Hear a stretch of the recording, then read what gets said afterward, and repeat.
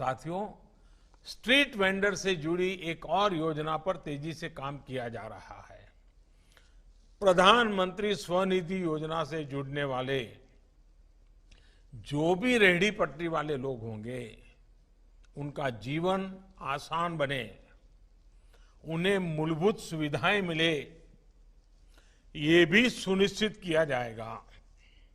यानी रेहड़ी पटरी या ठेला लगाने वाले मेरे भाई बहनों के पास उज्ज्वला का गैस कनेक्शन है या नहीं, उनके घर बिजली कनेक्शन है या नहीं, वो आयुष्मान भारत योजना से जुड़े हैं या नहीं, उन्हें 90 पैसे प्रतिदिन और 1 रुपया महीना वाली बीमा योजना का लाभ मिल रहा है या नहीं, उनके पास अपनी पक्की छत है या नहीं, ये सारी बातें उसको भी देखा जाएगा। और जहां कमी होगी पूरा करने के लिए सरकार सक्रिय रूप से प्रयास करेगी। जिसके पास ये सब नहीं होगा, उनके लिए प्राथमिकता के आधार पर काम किया जाएगा। साथियों, हमारे देश में गरीबों की बात बहुत हुई है।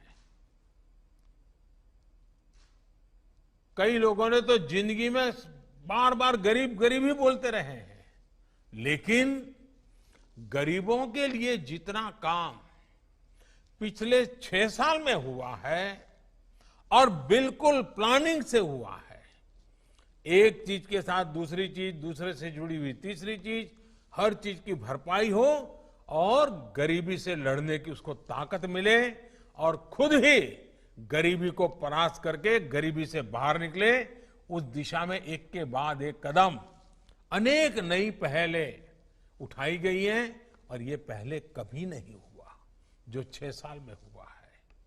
हर वो क्षेत्र, हर वो सेक्टर जहां गरीब, पीड़ित, शोषित, वंचित, दलित, आदिवासी अभाव में था, सरकार की योजनाएं उसका संबल बनकर आई है। आप याद करिए, हमारे देश का गरीब तो कागजों के डर से बैंक के दरवाजे तक ही नहीं जा पाता था।